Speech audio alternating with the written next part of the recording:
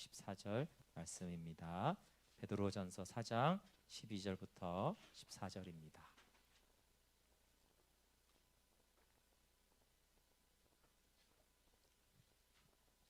짧으니까 같이 봉독해 볼게요. 베드로전서 4장 12절부터 14절입니다. 시작. 사랑하는 자들아, 너희를 연단하려고 오는 불시험을 이상한 일 당하는 것 같이 이상히 여기지 말고 오히려 너희가 그리스도의 고난에 참여하는 것으로 즐거워하라. 이는 그의 영광을 나타내실 때에 너희로 즐거워하고 기뻐하게 하려 함이라. 너희가 그리스도의 이름으로 치욕을 당하면 복 있는 자로다. 영광의 영 곧 하나님의 영이 너희 위에 계심이라. 아멘. 네, 오늘로 기독교 강요 50번째 100강 정도 갈 것 같은데 중간 정도 왔습니다. 십자가는 우리에게 유익이 되며 하나님께는 영광이 된다 라는 말씀으로 함께 말씀 나누겠습니다. 우리 늘 복습하는 것이지만 기독교의 강령은 언제까지나 겸손이다. 그리고 겸손은 선을 위한 계획을 하는 것과 실행과 결과에까지 우리가 무엇을 했다라고 하지 않는 것, 주님이 하셨다라고 하는 것이 성경에서 말하는 겸손이라고 했습니다. 그리고 신구약의 목적은 항상 그리스도와 영생을 증거하기 때문에 우리가 말씀을 대면할 때, 말씀을 묵상할 때, 들을 때 항상 그리스도가 누구신지 또 영생을 증거하고 영생을 얻고 누리게 하는 그 묵상과 말씀을 또 들어야 합니다. 그리고 믿음은 여러 가지로 말할 수 있지만 믿음의 본질은 하나님의 선하심을 바라보는 것이라고 했어요. 그러니까 하나님이 얼마나 인자하시고 신실하신지 그 하나님의 본질이죠. 은혜와 영광이 그 영광의 계시를 바라보는 것이 믿음의 본질이고, 그런데 믿음은 이렇게 굴곡이 있다라고 했는데 그것들을 잡아주는 것이 소망이라고 했습니다. 그리고 저희가 이제 크게는 이제 그리스도인의 생활을 다루고 있어요. 큰 주제는 핵심 키워드는 자기 부인이라고 했습니다. 자기를 부인할 때 하나님을 향한 태도와 이웃을 향한 태도가 바르게 된다고 했어요. 하나님도 태도를 굉장히 중요하게 여기십니다. 그래서 자기 부인이라는 그 하나의 큰 테두리 안에서 그리스도인의 삶과 생활이 나오는데, 그런데 이제 은혜 없이 자기 부인을 자꾸 하면 교만하게 되고 은혜로 인하여서 자기 부인이 될 때 겸손해진다고 했습니다. 그러면서 이제 자기 부인에서 아주 중요한 이제 핵심 및 그 안에서 십자가를 지는 것이라고 이제 오늘까지 십자가를 지는 것에 대해서 나눕니다. 칼빈은 왜 우리가 일생 동안 십자가 밑에서 지내야 하냐 하면은 십자가는 하나님의 능력을 완전히 의지하게 한다고 그랬어요. 그러니까 우리가 하나님을 의지합니다. 그렇게 말해도 잘 의지가 안 되잖아요, 그렇죠? 의지하고 싶습니다. 그래서 잘 의지가 안 되고, 왜냐하면 또 내 걱정, 내 힘 자꾸 그러는데 십자가를 통해서 하나님이 하나님을 완전하게 의지하게 만드는 작업을 하는 것이죠. 그래서 십자가를 통해서 우리는 하나님을 의지하게 됩니다. 그리고 또 하나는 이제 교만을 다루는 것이죠. 자기의 선을 과대평가하는 그런 교만은 내가 심히 무능함과 연약함을 이제 증명해 보이셔야지 내가 이제 교만해서 내려올 수 있기 때문입니다. 그리고 이제 십자가는 구체적으로 하나님을 의지하게 만든다, 또 이제 교만하지 않다라는 것이 결국은 인내와 순종을 훈련시킨다라고 그랬어요. 그래서 하나님은 우리가 예수님을 영접할 때 이미 각양의 은사와 은혜들을 우리 안에 주셨는데 이것들을 이제 십자가에서 이제 솟아나게 하시기를 기뻐하는 것이죠. 근데 우리 안에 하나님, 이미 예수님이 거하시니까 사실 예수님의 성품과 그분의 아름다움이 우리 안에 다 있는데 이제 잘 드러나지 않잖아요.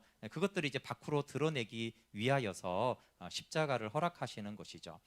그래서 고난이 없으면 인내가 없고, 인내를 통해서 우리 안에 있는 성령의 열매가 이제 밖으로 드러나기 때문에 고난 중에 인내하게 함으로 하나님의 형상을 빚어 주십니다.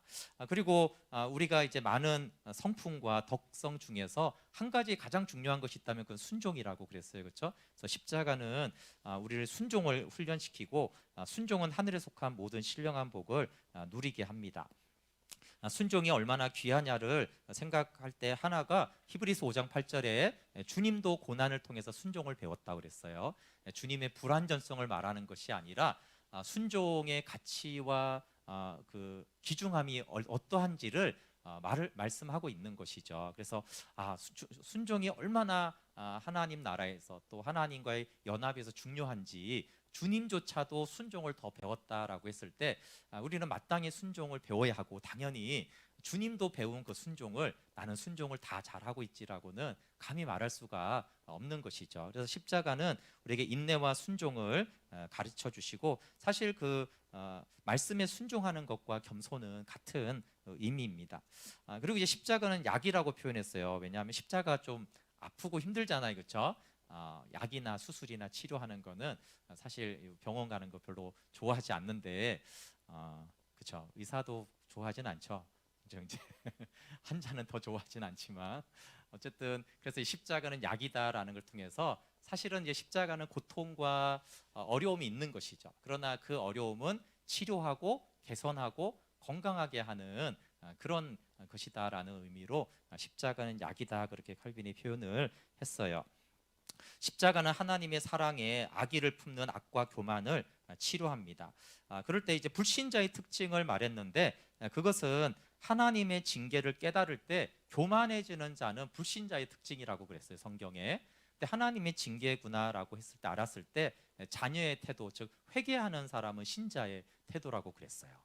우리는 이렇게 안 믿는 나라였다가 복음이 들어왔으니까 교회 다니는 사람과 안 다니는 사람들을 신자와 불신자로 자주 나누지만, 사실 성경은 대다수가 이스라엘 백성을 대한 거고 또 교회를 대하는 거잖아요, 그렇죠? 그러니까 사실은 이제 교회 안에 있는 다니는 사람 중에 신자와 불신자를 이렇게 나누죠. 이스라엘 백성 중에 정말 하나님의 언약 안에 있는 백성과 아닌 백성들을, 사실은 성경은 대다수가 그런 걸 다루니까 그때 하나님을 믿지 않는 자는 징계를 당할 때 점점 고집과 회개하지 않는 마음으로 교만해지는 자고, 신자는 완전한 자가 아니라 실수하고 죄를 범하고 때로 교만해지지만 하나님이 우리를 징계하실 때 이제 회개로 반응하는 것이 신자의 특징이라고 그랬어요. 그래서 우리가 그 고난이 올 때, 하나님의 징계가 있을 때 어떻게 반응하는지도 사실은 굉장히 중요한 부분입니다. 네, 오늘은 의를 위하여 고통을 받는 십자가를 지는 것에 대해서 좀 나누려고 합니다. 복음을 수호하는 자나 의를 위해서 노력하는 자는 박해를 받습니다. 그러니까 사탄의 거짓말에 반대해서 하나님의 진리를 온전히 전하든지, 아니면 악한 자에 대항해서 선하고 무죄한 자를 보호하든지 간에 이 두 가지는 세상으로부터 멸시와 미움을 받습니다. 그래서 이것은 이제 우리의 생명과 재산과 명예에 위협이 됩니다. 그럼 우리가 복음을 바로 전하고 하나님의 뜻을 삶 가운데 이제 실천할 때, 물론 이제 하나님 주시는 영광과 존귀가 있지만 사실은 세상에 미움과 박해가 있다라는 것들을 항상 기억해야 됩니다. 그래서 하나님이 이제 너무나 복되다고 한 일을 우리가 이제 행하면은 박해를 받는데, 이 박해는 고난이긴 하지만 독특한 하나님의 위로가 있습니다. 추방이나 모욕이나 감옥이나 치욕과 죽음 자체는 불행이지만 하나님의 은혜가 우리 안에 있음을 통해서 이 모든 것이 우리의 행복으로 변합니다. 그래서 이런 고통으로 인해서 불행하다라는 것은 육이 그런 생각을 자꾸 주죠. 우리가 복음을 바로 전했는데, 아니면 하나님의 뜻대로 약자를 보호해주고 가난한 자를 도와줬는데, 오히려 이제 손해를 보거나 박해를 당할 때 정말 불행하다라고 느끼게 하는 것은 육의 생각을 그렇게 자꾸 한다라는 것이에요. 그렇지만 그 육의 생각을 물리치고 내가 그리스도를 증거함으로 만족하고, 사도들이 사도행전 5장 41절에 그 이름을 위하여 능욕받는 일에 합당한 자로 여기시면서 기뻐했잖아요. 그 매맞는 것 자체는 너무 고통이지만 그리스도를 우리가 증거하고 우리가 하나님의 복음을 증거하기에 또 능욕에 참여하기에 합당한 자로 여김 받았음을 생각하고 기뻐했습니다. 그래서 십자가 밑에서 고통당하는 그리스도인은 하나님 안에서 위로를 받습니다. 왜냐하면 만약에 주님을 내가 위하다가 자기 집에서 쫓겨났다라면 하나님은 하나님의 가족으로 더욱 친근히 그 사랑으로 영접하실 것이기 때문입니다. 또 우리가 괴로움과 멸시를 당한다면 반드시 그만큼 더 견고하게 그리스도 안에 뿌리를 내리게 하십니다. 또 모욕과 수치를 당한다면 반드시 하나님의 나라에서는 더 훌륭한 자리를 얻게 하십니다. 그래서 이 영원한 복과 이 땅에 고난이 있어요. 근데 이 땅에 고난 받으면 너무 고통스럽고 불행하다 이렇게 느끼는 영생의 복과 이 땅의 유혹 중에서 일시적인 이 땅의 일로 인해서 영생의 복을 낮게 평가하는 것은 부끄러운 일이죠. 그래서 영생의 복이 있고 내가 의를 위하여 박해를 받는 것을 인하여서 오히려 영생의 복이 있다라는 증거이기 때문에 그것을 즐겁게 받아들여야 합니다. 그래서 이런 말씀들이 성경에 너무나 많이 있기 때문에 굉장히 어려운 말을 그 칼빈이 해놨더라고요. 네, 이런 말씀으로 위로를 받음으로 주님이 주시는 고통들을 기꺼이 또 즐겁게 받지 않는다면 우리는 너무도 은혜를 모르는 자들일 것이다. 네, 한편으로 이게 좀 너무 심하지 않나 이런 생각이 들고요. 아니, 고통을 즐겁게 이제 기꺼이 이제 받아들이지 않으면 은혜를 모르는 자들이다 라는데, 근데 가만히 생각해보면 이제 은혜의 가치를 안다라면이라고 거꾸로 뒤집을 수 있어요. 진짜 은혜의 가치를 안다라면 우리는 복음으로 인한 고통을 기꺼이 또는 즐겁게 받아들일 수 있다라고 하는 것이죠. 왜냐하면 우리가 십자가를 짐으로 그리스도께서 영광을 받고자 하기 때문입니다. 네, 오늘 베드로전서 4장 12절부터 14절을 다시 한번 읽어볼게요. 이게 이제 복음을 온전히 전하기 때문에 받는 고난에 대한 말씀입니다. 한번 같이 4장 12절부터 14절 읽어볼게요. 시작. 사랑하는 자들아, 너희를 연단하려고 오는 불시험을 이상한 일 당하는 것 같이 이상히 여기지 말고 오히려 너희가 그리스도의 고난에 참여하는 것으로 즐거워하라. 이는 그의 영광을 나타내실 때에 너희로 즐거워하고 기뻐하게 하려 함이라. 너희가 그리스도의 이름으로 치욕을 당하면 복 있는 자로다. 영광의 영 곧 하나님의 영이 너희 위에 계심이라. 아멘. 12절을 보면은 이상한 일 당하는 것 같이 여기지 말라는 거예요. 그 말은 또 우리가 이상하게 여긴다는 거예요. 우리가 하나님의 복음을 희석하지 않고 복음대로 전했으면, 또 우리가 하나님의 말씀대로 선을 행하고 연약한 자들을 보호해주고 도와줬으면 우리는 이제 칭찬과 인정과 이런 것이 올 거라고 기대하기 때문에 여기 이제 연단이 오면, 불시험이 오면 이상하게 여긴다는 거예요. 근데 그걸 이상하게 여기지 말라고 그래서 말하는 것이죠. 그게 정상이다. 왜냐하면 지금 영적인 싸움 가운데 있잖아요, 그렇죠? 세상과 하나님 나라가 세상을 침노하고 있기 때문에 사실은 세상이 시험으로 우리를 박해하거나 어렵게 하는 것은 당연하지 않느냐라고 하는 거예요. 그러면서 이상하게 여기지 말고, 이상하게 여기면 낙심이 되고 힘들잖아요, 그렇죠? 이상하게 여기면 고통스러우니까 오히려 그리스도의 고난에 참여하는 것으로 즐거워하라. 이것이 그리스도의 고난에 참여하는 거구나 라고, 고난 자체는 아니지만 그 고난에 참여하고 있다는 것으로 즐거워하라고 하는 것입니다. 그러면서 너희가 그리스도의 이름으로 치욕을 당한다면 복 있는 자다. 그럼 치욕 자체는 되게 안 좋은 말이죠. 근데 그 치욕을 당한다면 사실은 복 있는 자다라고 말하는 것이에요. 근데 이제 그 고통을 즐겁게 받아들인다라고 얘기했지만 그 다음에 또 이렇게 칼빈이 말해요. 그러나 정직한 사람에게는 치욕을 받는 것이 100번 죽는 것보다 더 고통스러운 일이다. 정직하지 않은 사람들은 이렇게 치욕을 받아도 그냥 좀 괜찮죠, 나름. 근데 정말 바르게 사는 사람들은 치욕을 오히려 받으면은 그걸 견딜 수 없는 고통이라는 것이에요. 100번 죽는 것이 낫지. 어떻게 이런 모욕과 멸시와, 왜냐 모함과 이런 것들이 있잖아요, 그렇죠? 그런 것들을 당할 때 그 고통의 크기는 오히려 정직하게 하나님의 뜻을 순종했기 때문에 오히려 더 그 고통은 크다라는 것이에요.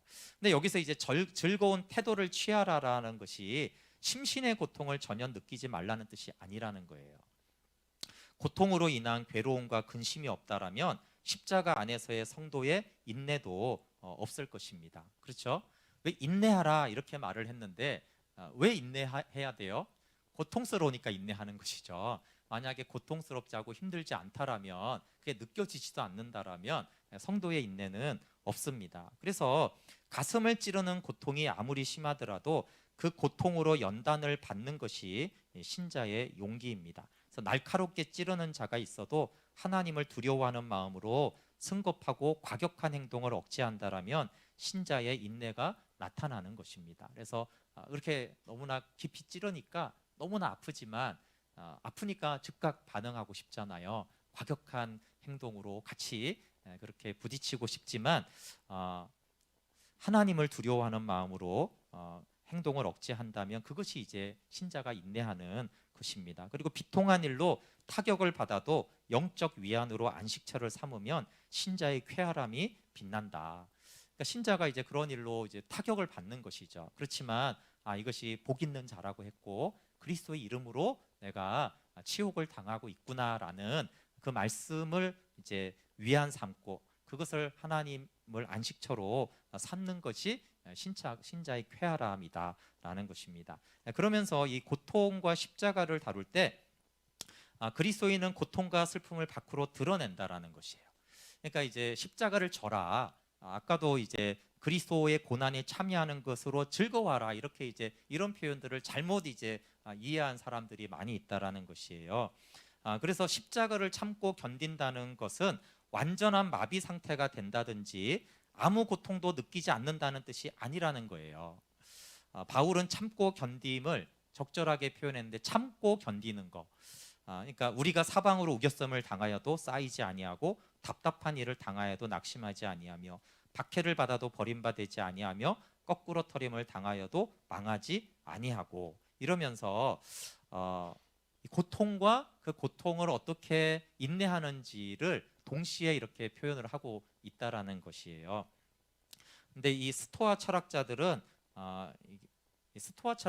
이제 기독교적인 스토아를 말하는 거예요. 철학을 기독교적으로 잘못 이제 도입한 이들은 위대한 영혼을 가진 사람은 모든 인간성을 버리고 역경이나 순경에 대해서 슬픈 때나 기쁜 때나 꽃 같은 느낌을 가지거나 돌처럼 느낌이 없다라고 한 거예요. 그러니까 너무나 엄격한 인내를 이제 체득하려고 함으로 인해서 오히려 인내의 힘을 추방했다 이렇게 말해요. 그래서 이런 스토아적인 영향을 받은 그리스도인들은 이제 어떻게 이제 가르치냐 하면은 고통으로 신음하여 우는 것, 슬픔과 불안에 시달리는 것까지 죄악이라고 생각하는 거예요.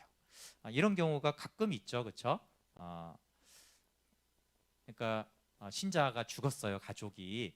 그러면 왜 슬퍼하느냐 이렇게 이제 말을 하기도 하잖아요, 그렇죠? 아니 천국 갔는데 왜 슬퍼하느냐? 이제 스토아적인 그 영향을 받은 잘못된 것이죠. 칼빈이 이렇게 말했어. 대개 한가한 사람들이 이런 불합리한 생각을 한다. 여기서 한가한 사람들은 어떤 사람들일까요? 시간이 많은 사람들이 아니라 진짜 십자가를 져본 적이 없는 사람을 아마 말할 거예요. 진짜 고통을 당해봤다면, 진짜로 인내해봤다면, 진짜로 바울처럼 사방으로 우겨쌈을 당하여도 쌓이지 않은 그런 그리스도인들은 그런 말을 안 하는 거예요. 근데 그런 적도 없어요. 그러니까 뭐 연구하고 뭐 말씀을 전한다고 하지만 뭐 늘 유유자적하고 부요하고 그렇죠? 뭐 특히 중세에 그런 일이 많았잖아요. 부자에다가 그러니까 무슨 십자가가 있어요. 그렇게 한가한 사람들은 이렇게 말한다는 거예요. 질병과 파산으로 인한 불안, 죽음으로 인한 슬픔과 고통에 대해서 노라고 하는 자들은 스토아적인 잘못된 생각을 가지는 것이에요. 그것을 아주 간단하게 알 수 있는데 그것은 예수님은 자신의 불행과 타인의 불행에 대해서 깊이 슬퍼하시며 눈물을 흘리셨어요. 제자들에게 요한복음 16장 20절에 이렇게 말했어요. 너희는 곡하고 애통하겠으나 세상은 기뻐하리라. 제자들, 사도들은 곡하고 애통할 거라고 그렇게 말씀을 해주셨어요. 그리고 마태복음 5장 4절에 애통하는 자는 복이 있다라고 하면서 애통을 죄라고 죄라하지 못하게 했어요. 오히려 그것은 복이 있는 자다라고 한 것이죠. 그리고 누가복음 22장, 마태복음 26장의 겟세마네에서 주님은 친히 그 눈물이 핏방울같이 흘리셨고 심한 공포를 느꼈고 고민을 하셨어요. 그러니까 간단하게만 살펴봐도 그것이 믿음이 아니라는 것을 금방 알 수 있는데 이제 스토아적인 잘못된 가르침이 은근히 이제 많이 들어와 있습니다. 이것을 이제 그 칼빈이 왜 이 스토아적인 것이 잘못되었다라고 가르치는지를 그가 이렇게 설명해요. 왜냐하면 경건한 사람들이 낭망하지 않도록 하기 위해서 이 말을 하기로 결심했다. 그러니까 경건한 사람들은 그 하나님의 그 어떤 주시는 것들을 이제 인내하잖아요. 근데 이런 스토아적인 신앙관을 갖고 있으면 경건한 사람들이 인내하지 못하고 포기하는 일들이 생긴다는 거예요. 정말 하나님을 사랑함에도 불구하고 이 잘못된 인내를 이제 배우면서 포기하는 일이 있기 때문에 내가 이걸 좀 설명하고 싶다, 이렇게 말하고 있어요. 그래서 자연히 느껴지는 슬픔을 뿌리칠 수가 없어서 견디고 버티겠다는 생각을 버리는 일이 없도록 하기 위해 이걸 좀 설명하고 싶다고 그랬어요. 이해되세요? 자연히 느껴지는 슬픔을 뿌리칠 수 없어요, 우리는. 근데 스토아적인 가르침을 받아들이면 어떻게 된다고요? 이 어떤 고통과 어떤 그 슬픔으로 나는 이 슬픔을 뿌리칠 수가 없는데, 스토아 철학자들은 그런 슬픔을 느끼는 것은 잘못이야, 이렇게 이제 자꾸 오히려 정죄를 하는 것이에요. 그러면 슬퍼하면서 견디고 버티는 거거든요. 근데 슬퍼하는 게 아니야, 이렇게 말하니까 근데 자기는 계속 슬픔이 있잖아요. 그러니까 이제 견디고 버티겠다는 생각을 버리게 되는 거예요. 그래서 십자가를 벗어 던지게 만드는 일이 경건한 사람에게도 나타날 수 있기 때문에 우리가 슬픔이 있다면 그것은 자연스러운 것이다. 그 슬픈 중에 슬픔을 인내하고 슬픔을 견디는 것이 십자가를 지는 것이지, 슬픔 자체를 느끼는 것이 잘못된 것이다, 이렇게 알면은 경건한 사람도 십자가를 지는 것을 포기해 버리기 때문에 십자가를 지고 그 십자가를 즐거워한다라는 의미가 무엇인지를 정확하게 알아야 된다. 그래서 현실의 슬픔과 하나님 안에서 인내하는 것은 서로 충돌한다는 것이에요. 그리고 충돌이 정상적이라는 것입니다. 인내를 무감각으로 생각하고 용기와 지조 있는 사람을 목석같이 생각하는 사람들은 필연적으로 참지 못하게 된다. 그래서 이제 인내는 무감각한 게 아니라는 거예요. 또 정말 신앙이 있는 사람들은 목석 같은 사람이야, 이렇게 생각하는 사람들은 필연적으로 참지 못해요. 십자가를 지지 못한다라는 것입니다. 그래서 이 스토아적인 가르침은 십자가를 지는데 광야를 지나고 있는 그리스도인에게 매우 그 잘못된 가르침이 됩니다. 성도가 인내하는 동안에 성도의 마음에는 두려워하는 아주 자연적인 심리와 하나님의 뜻을 따라서 전진하겠다는 경건한 뜻이 서로 싸운다는 것이에요. 이 싸움이 정상적이라는 것이죠. 이 상극, 이 충돌을 예수님이 이제 베드로의 순교를 통해서 말씀해 주셨는데, 요한복음 21장 18절을 보면 내가 진실로 진실로 내게 이르노니 내가 젊어서는 스스로 띠띠고 원하는 곳으로 다녔거니와 늙어서는 내 팔을 벌리리니 남이 내게 띠띠우고 원하지 아니하는 곳으로 데려가리라. 그러니까 이제 이게 베드로의 순교를 말하는 것이잖아요. 근데 여기 베드로가 말씀에 순종하는 마음과 동시에 죽음의 공포에서 도망가고 싶었을 거라는 거예요. 그러니까 원하지 않는 곳이잖아요. 베드로가 원하지 않는 곳이에요. 그러니까 베드로도 죽음의 공포가 있기 때문에 그 죽음으로부터 도망하고 피하고 싶은 마음이 있는 것은 당연하다라고 이미 주님이 말씀하신 거예요. 근데 도망하고 싶은데 주님의 말씀으로 그 공포심을 극복하고 베드로는 기꺼이 그리고 즐겁게 순교했다라는 것이에요. 그러니까 이것이 이제 싸우는 것은 정상적인데, 그렇지만 그 싸움 중에 하나님의 말씀에 순종하는, 하나님의 그 십자가를 지는, 또 주님의 고난에 참여하는 것을 즐거이 받아들이고 선택하여서 그 길을 끝까지 가는 것이 십자가를 지는 것이다. 그래서 하나님께 대한 경외와 순종으로 이런 반항하는 감정들을 극복하는 것이 이제 십자가를 지는 것입니다. 그러니까 물론 극복하는 것이 십자가를 지는 것이지만 극복의 과정이 있다라는 거예요. 그리고 극복의 과정이 있다라는 것은 두려움이나 공포나 염려나 이런 것들, 이런 슬픔의 감정들이 있는 것은 정상적으로 받아들여야 된다. 다만 그것이 십자가의 사랑과 하나님의 말씀을 생각할 때 그 감정들을 하나님의 말씀에 순복시키는 것이, 그것이 이제 십자가를 진다라는 거라는 거예요. 근데 이거를 이제 잘못 이해하게 되어지면, 스토아적으로 이해하면 우리는 인내하지 못하게 되는 것입니다. 그래서 우리는 역경으로 인해 괴롭고 신음하며 불안하고 걱정과 슬픔에 가슴이 아플 것이다. 그러나 결론은 언제나 주의 뜻을 따르자는 그 한 가지일 것이다. 네. 그래서 이제 결론은 주님의 뜻을 따르는 것이지만 사실 거기까지는 얼마나 이제 신음하고 불안하고 가슴이 아파하며 그런 것들을 부정해서는 안 된다. 그래서 오히려 경건한 자들은 이 아픔과 아까 말했잖아요. 치욕은 정직한 자에게는 100번 죽는 것보다도 더 힘든 일이다. 그만큼 더 신음하고 더 고통스러워하지만 왜냐하면 누군가가 죽거나 그래도 그쵸? 사랑이 많은 사람은 더 고통스럽잖아요. 원래 무정한 사람은 별로 안 고통스럽고 원래 뭐 거짓말 하고 막 이렇게 대충 사는 사람들은 좀 모함을 받아도 덜 그렇단 말이에요. 그러니까 오히려 어쩌면 경건하기 때문에 더 마음이 괴롭고 힘들 수가 있는 것이에요. 그러나 결국에 결론은 주님을 따르기로 결정하는 것, 그것이 이제 자기를 부인하는 것이고 또 십자가를 지는 것입니다. 그래서 인내에 대한 철학적인 견해와 기독교적인 견해의 차이를 잘 알아야 됩니다. 또 철학자들이 이렇게 말하는 거예요. 인내하지 않을 수 없으니 인내한다. 인내하지 않을 수 없으니까 인내해야지 이렇게 인내해라 이렇게 말을 하는데 그렇게 가르치는 것은 성경적이지 않다는 거예요. 성도들이 이런 이유로 인내한다면 도피할 수 있을 때는 순종하지 않을 거잖아요. 근데 기독교인의 인내는 도피할 수 있어도 받아들이는 것이죠. 베드로의 이야기가 유명하잖아요, 그렇죠? 그가 로마에서 이제 성도들이 당신만은 피하라 박해 중에 그래서 이제 코바디스가 나온 게 이제 도망가다가 오시는 십자가를 지고 오시는 주님을 만나서 주여 어디로 가시나이까? 그러니까 네가 지지 않는 십자가를 내가 지려고 간다라고 하니까 베드로가 다시 돌아가잖아요, 그렇죠? 그래서 이제 순교를 이제 하는 것인데, 그러니까 피할 수 있지만 도피할 수 있지만 주님의 뜻이구나라고 해서 그 인내하는 것이 십자가를 지는 거라는 거죠.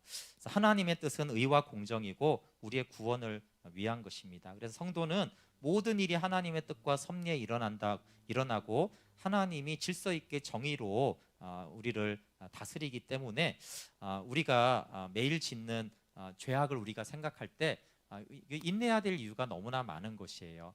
사실 우리는 더 큰 심판을 받고 더 큰 징계를 받아야 되는데 우리의 죄에 대해서는 사실 십자가를 진다라고 해도 하나님은 너무나 긍휼히 여겨주시는 십자가를 지워줄 뿐인 것이고 또 그것을 통해서 우리가 주의 멍에를 매는 습관을 생기게 하는 은혜인 것이죠. 그래서 또 하나님께서 우리의 십자가를 짐으로 영광을 받으신다라면 우리가 십자가를 질 이유가 있습니다. 그래서 하나님의 공의가 고난에 나타난다라면 이에 대해서 불평하거나 항거하는 것은 공정하지를 못합니다. 그래서 기독교적인 인내는 십자가는 우리에게 유익이 되며 하나님께는 영광이 된다라는 이유로 인내하고 십자가를 지는 것입니다. 우리는 불가피하게 인내하는 것이 아니고 하나님의 공의에 반항하는 것이 불법이며 무례이기 때문에 순종하는 것이죠. 그리고 하나님이 주시는 십자가는 우리의 유익을 위한 것이 분명합니다. 그래서 이걸 이제 모으면은 고난을 참고 견딜 때 하나님의 공의와 우리 자신의 유익에 동의한다라는 뜻이 되는 것이죠. 하나님은 공의롭습니다. 그리고 그 공의는 나에게 유익이 됩니다. 이 두 가지에 동의하기 때문에 우리는 십자가를 받아들이고 인내하는 것입니다. 이것을 알면 우리의 마음이 아프더라도 동시에 영적인 기쁨이 마음에 가득할 수 있다. 여기에서 감사하는 마음도 생긴다. 그러므로 십자가의 고통은 분명히 영적인 기쁨으로 조절해야 할 필요가 있다. 네, 여기서 십자가를 지게 하는 것이 영적인 기쁨이라는 거예요. 근데 그 영적인 기쁨은 어디서 옵니까? 이 고난을 통해서 하나님은 공의를 이루셔서 영광을 받으시고 나의 유익을 위해서 지금 하나님이 섭리하고 계시다라는 것을 우리가 깊이 알게 될 때 상황은 고통스럽고 감정은 어렵지만 우리는 그 영적인 기쁨이라고 그래서 표현해요. 감정적인 기쁨이 아니라 영적인 기쁨이 있다.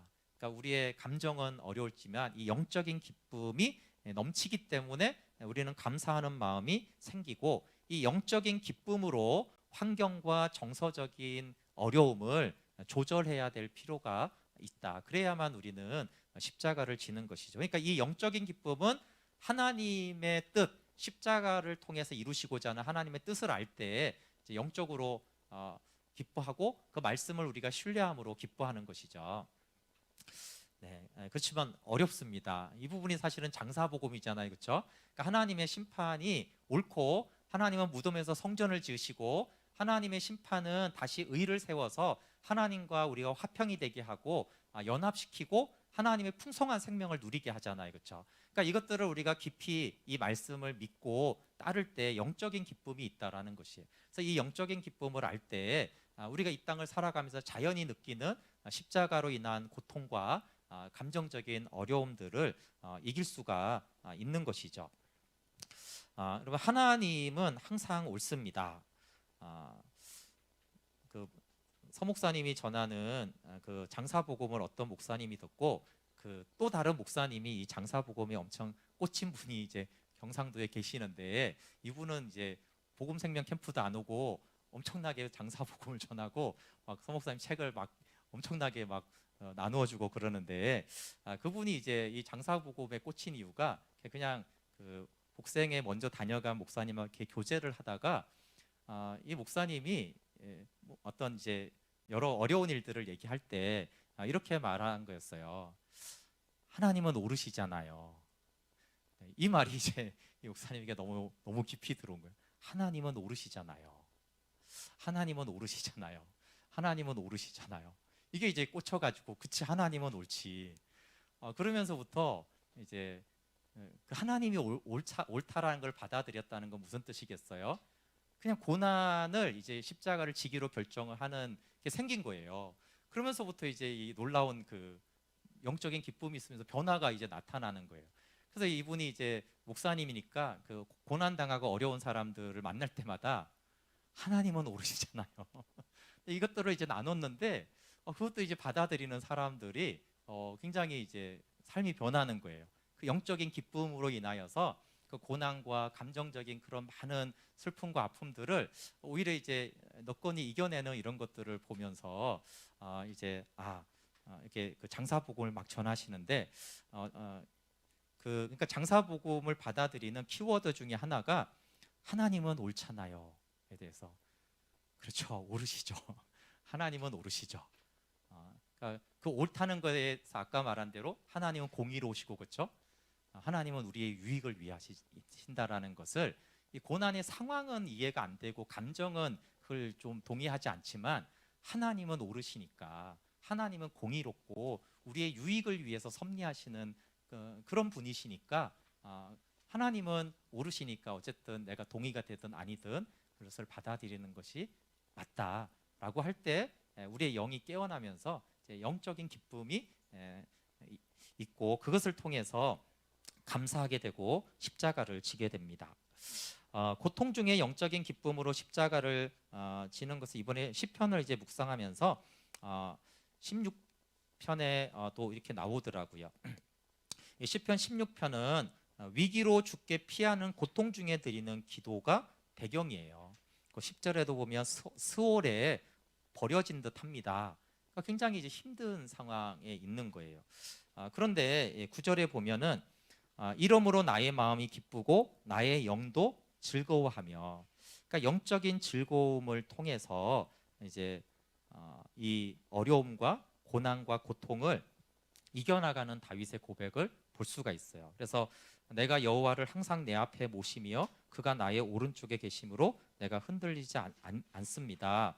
이러므로 나의 마음이 기쁘고 나의 영도 즐거워하며 내 육체도 안전하게 삽니다. 그러면서 11절에 주께서 생명의 길을 내게 보이시리니 주의 앞에는 충만한 기쁨이 있고 주의 오른쪽에는 영원한 즐거움이 있나이다. 네. 근데 이제 10절에 내 영혼을 스올에 버려두지 아니하시며, 이런 것들을 보면은 그러니까 다윗의 마음과 영혼은 지옥에 있는 것 같은 거예요. 스올에 있는 것 같은데, 그런데 이제 주님 앞에 있는 그 즐거움이 자기에게 있는 거예요. 이게 동시성이죠. 그래서 그 스올의 고통, 정말 이 억울함의 고통과 하나님 앞에 있는 그 즐거움을 누리는 거죠.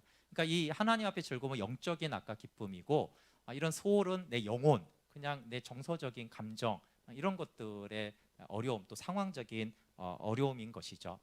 그런데 결국 다윗이 여기서 고백하는 것은 그 영적인 즐거움으로 내가 십자가를 지며 인내합니다. 그리고 심지어는 그 영적인 즐거움으로 넉넉히 이 상황을 이깁니다. 이런 고백인 것입니다. 네, 그래서 십자가를 지는 것은 하나님이 옳습니다라고 하는 것과 같아요. 그때 하나님이 성전을 지으시고 주님과 연합하게 합니다. 하나님의 인자하심을 신뢰하는 것, 우리보다 더 인내하시고 긍휼로 기다리시는 하나님을 바라보는 것입니다. 그리고 하나님의 지혜와 섭리도 하나님이 옳은 것이죠. 무겁고 싫었던 주님의 멍에를 쉽고 가벼움으로 우리에게 가르쳐 주십니다. 네, 그래서 오늘 제목은 십자가는 하나님께는 영광이 되고 우리에게는 유익이 된다라는 것이에요. 그러니까 이것들을 뼛속 깊이 알 때 환난 중에도 영적인 기쁨, 그러니까 영적인 기쁨이 있기까지 하나님은 옳으신가?